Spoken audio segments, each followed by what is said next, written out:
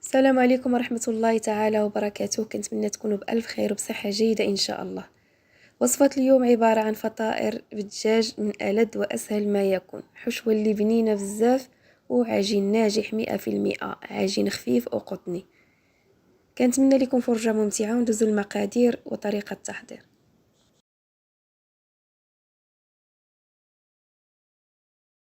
على بركة الله، عندي 500 غرام ديال الدقيق الأبيض ما يعادل نصف كيلو. ضفت ليه هنايا معلقه كبيره ديال السكر سنيده، واحد المعلقه صغيره ممسوحه ديال الملحه طبعا كتبقى على حسب الذوق. زدت عليهم خماره من وزن 8 غرام وكنحرك النواشف بهذا الشكل هذا. من بعد غادي نضيف ليهم ربع كاس ديال الزيت ما يعادل 50 مليلتر. غادي نرمل هاد الدقيق مع الزيت كما كتشوفوا بهذا الشكل.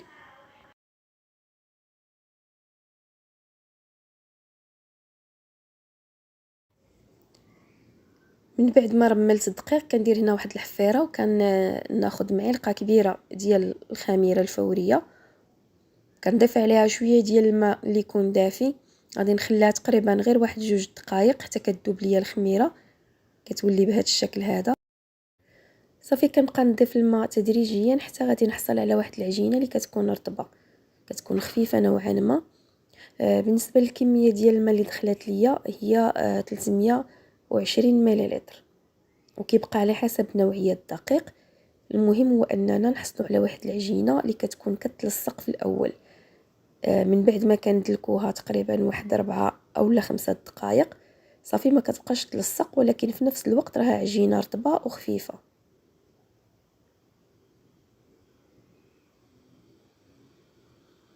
هذا هو القوام ديال العجين كما شفتوا معايا.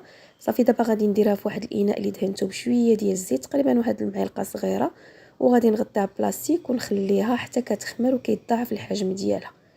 بالنسبه للحشوه خديت واحد المقله درت فيها شويه ديال الزيت، واحد البصله كبيره مشلده رقيق مع ضريس ديال الثومه. كنخلي هاد البصله تشحر واحد شويه.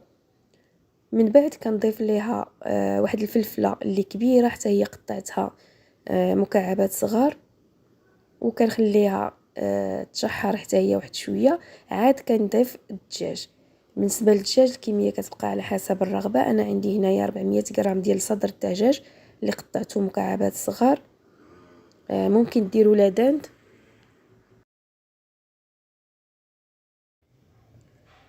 صافي كنخلي الدجاج يتقلى واحد شويه حتى هو. عاد كنضيف التوابل. بالنسبه للتوابل عندي هنايا الملحه. المهم الملحه كتبقى على حسب الذوق ديالكم.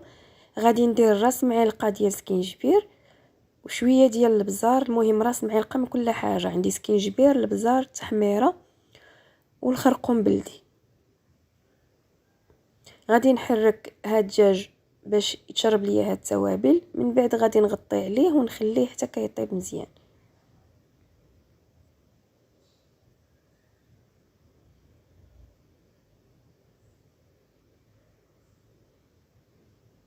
صافي من بعد ما طاب ليا الدجاج ولا بهذا الشكل ونشف ليا من السوائل، كنضيف معلقه كبيره ديال المعدنوس. غادي نحرك غير واحد شويه. صافي غادي نطفي النار ونخلي الحشوه تبرد.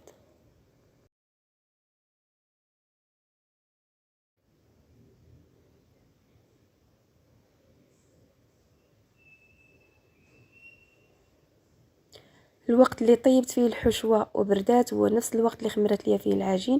تقريبا خدات ليا هنا واحد 40 دقيقه. صافي كنحيد العجينه كنفرغ منها الهواء وغادي نقسمها هنايا القطع. انا درت 10 ديال الفطائر اللي الحجم ديالهم كبير. هاد العجينه ممكن تقسموها على 12 او 14 الفطيره. المهم الحجم ديالهم كيبقى على حسب الذوق ديالكم. مهم درت فيهم انا تقريبا هنا ما بين 85 غرام حتى 90 غرام. جاوني فطائر اللي هما كبار. كنكور العجينه بهذا الشكل هذا. من بعد غادي نغطيها بواحد المنديل تقريبا غير 5 دقائق فقط باش من نبغي نطلقها تطلق ليا بسهوله.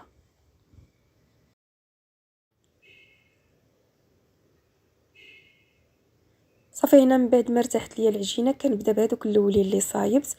كناخذ هنايا الفطيره وكنقرصها بهذا الشكل هذا. حاولوا تضغطوا على الوسط مزيان باش ما يجيكمش غليظ، وكنبقى نضغط بالاصابع ديالي باش كتجيني ديك الدائره فين ندير الحشوه. كنتمنى الطريقه تكون واضحه ومفهومه. تقدروا ديروا المدلك الى بغيتوا. صافي، وكنهز هنايا العجينه كنديرها في واحد الطاوه اللي فرش ليها انا سيلبات. ممكن ديروا ورق الطهي ولا دهنوا الطاوه غير بشويه ديال الزيت. في حالتي الا بغيتوا تقرصوا العجينه ولصقت لكم، رشوا شويه ديال الدقيق. وبالنسبه لديك الحفره اللي الوسط تقدروا تضغطوا عليها بواحد الكاس، غير هو دهنوه بشويه ديال الزيت ولا ديروا ليه شويه ديال الدقيق حتى هو.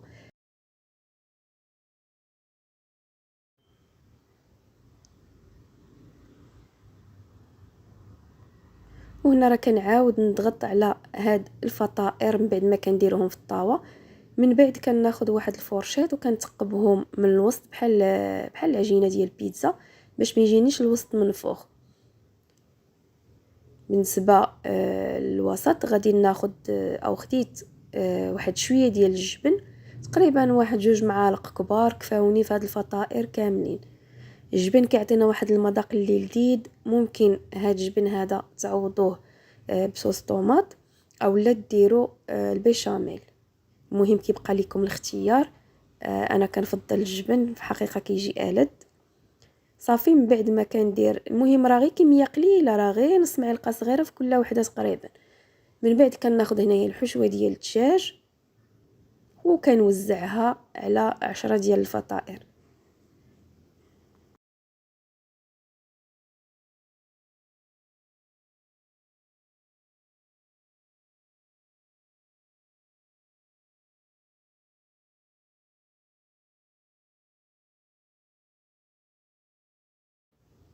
كندير من الفوق شويه ديال الموتزاريلا، المهم ديروا اي فرماج عندكم.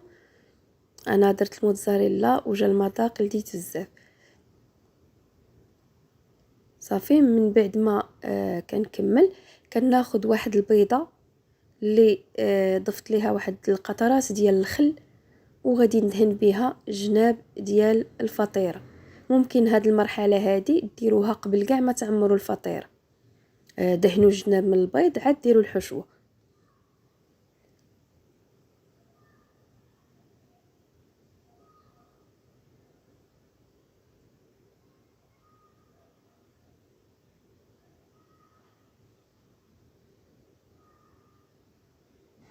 صافي، وفي الاخير غادي ناخذ واحد شويه ديال الزعتر. الزعتر كيتواتى بزاف مع هاد النوع ديال الفطائر. حاولوا تحكوا الزعتر فوق الفرماج وفوق العجين ايضا، كيجي واحد المنظر اللي زوين بزاف. صافي، غادي نستمر بهاد الطريقه حتى غادي نعمر الفطائر كاملين وغادي ندخلهم الفران.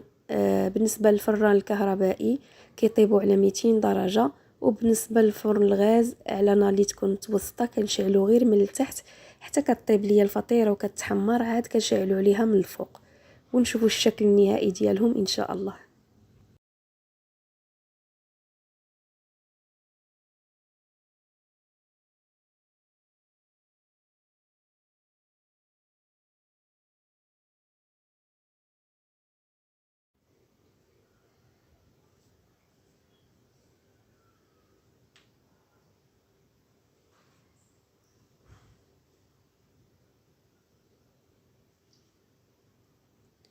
وكان هذا هو الشكل النهائي ديال الفطائر اللي شاركت معكم اليوم. فطائر بالدجاج اللي كيجيو روعه في المذاق، عجين ناجح 100% بدون زبده بدون حليب وبدون بيض، كيجي خفيف بزاف وقطني.